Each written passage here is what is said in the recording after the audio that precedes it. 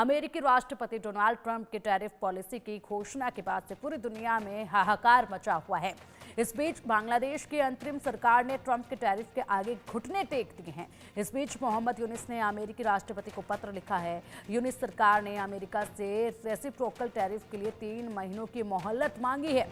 बांग्लादेश ने अमेरिका के व्यापार एजेंडे का समर्थन करने का भी आश्वासन दिया। मोहम्मद यूनिस ने कहा कि बांग्लादेश दक्षिण एशियाई क्षेत्र में अमेरिकी निर्यात पर सबसे कम टैरिफ लगाता है। उन्होंने कहा कि हम कपास, गेहूं, मक्का, सोयाबीन और स्क्रैप धातुओं जैसे कृषि वस्तुओं पर सभी टैरिफ हटाने को तैयार है। यूनिस ने ट्रंप से रेसिप्रोकल टैरिफ पर पुनर्विचार करने का आग्रह करते हुए पत्र का समापन किया है। बड़ा कदम है ये ट्रंप के सामने। मोहम्मद यूनिस गिड़गिड़ाए हैं। ट्रंप की टैरिफ पॉलिसी से बांग्लादेश में हाहाकार मचा हुआ है। डोनाल्ड ट्रंप को पत्र लिखा और इसमें कहा गया कि हमें 3 महीने का वक्त दीजिए। ट्रंप के व्यापार एजेंडे का समर्थन करता हूं मैं, ये भी कहा है। बांग्लादेश ने 3 महीने का समय मांगा है डोनाल्ड ट्रंप से और अब यहीं पर सबकी निगाहें टिकी हुई हैं। क्या ये समय मिलेगा या नहीं मिलेगा? क्या जवाब इसका दिया जाएगा? निपुण सर का मैं रुख करूंगी। संजीत सर, क्या कहेंगे आप? यहाँ पर मोहम्मद यूनिस ने पत्र लिखा, 3 महीने का समय मांगा, तारीफ भी बखूबी उन्होंने उनके इस कदम की है कि जो कदम उठाया जा रहा है व्यापार के संबंध में वो वाकई में काबिल तारीफ है। इसकी वो तारीफ भी कर रहे हैं। लेकिन जिस तरीके से पत्र लिखा गया है, समय मांगा गया है, क्या लगता है आपको कि डोनाल्ड ट्रंप का, अमेरिका का क्या रुख होगा इस पर? देखिए जी, सबसे पहले तो जो अगर आप उस पत्र को डिटेल में पढ़ें तो वो ऐसा लगता है कि इससे ज़्यादा चमचागिरी कोई किसी आदमी की नहीं कर सकता। उन्होंने डोनाल्ड ट्रंप साहब की बहुत बड़ाई करी है। डोनाल्ड ट्रंप साहब के बारे में कहा है कि हमने आपके लिए ये किया। उनको याद दिला रहे हैं कि बांग्लादेश जो है अमेरिका के साथ खड़ा हुआ है। बांग्लादेश में अपने किसानों की तो हालत ख़राब है और वो अमेरिका के किसानों की हालत को ठीक करना चाहता है, वहाँ से आयात करना चाहता है एग्रीकल्चर प्रोडक्ट्स। तो ये उसकी वजह ये है कि मोहम्मद यूनुस साहब जब चाइना गए थे तो बड़ी उम्मीद लेके गए थे। लेकिन अब जैसे जैसे दिन बीतते जा रहे हैं तो मोहम्मद यूनुस साहब को भी लग रहा है कि चाइना ने उनको सिर्फ जो है गाजर दिखाई है लेकिन गाजर दी नहीं है। तो इसलिए अब उनको पूरी अपनी इकोनॉमी का फर्क नजर आ रहा है।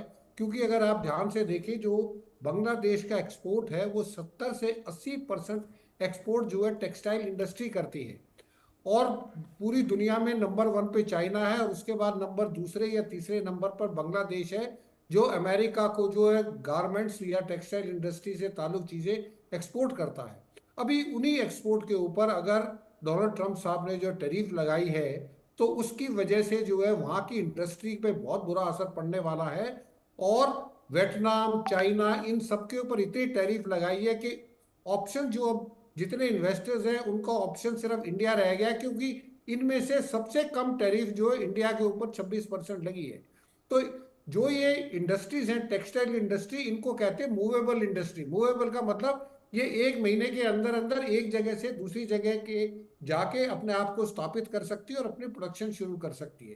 तो अब मोहम्मद यूनुस साहब को ये लग रहा है अगर ये टेक्सटाइल इंडस्ट्री पूरी की पूरी शिफ्ट करके भारत में चली गई तो उसके बाद जो इनकी जीडीपी की बात करते हैं कि जी हमारी जीडीपी बहुत तेजी से ग्रो कर रही है, वो ऑलरेडी डाउन हो चुकी है। और अगर ये तारीफ जो लग जाती है और डोनाल्ड ट्रंप साहब इनकी बात को नजरअंदाज कर देते हैं तो मोहम्मद यूनुस साहब के इकोनॉमिक डिफिकल्टी इतनी बढ़ने वाली है कि आने वाले समय में इकोनॉमिक डिफिकल्टी के साथ, जो पहले वाले प्रवक्ता भी बोल रहे थे, इकोनॉमिक डिफिकल्टी के साथ सोशल डिफिकल्टीज भी बढ़ेंगी, रोजगार घटेगा, जो बेरोजगारी बढ़ेगी और वहां पे जो है बांग्लादेश में वही हाल होगा जो आज पाकिस्तान का हाल है। तो ये जो है अमेरिका के साथ, डोनाल्ड ट्रंप के साथ वो जो चमचागिरी जो उन्होंने पत्र लिखा है उससे साफ जाहिर है कि मोहम्मद यूनुस साहब कितनी मुश्किल में पड़ चुके हैं।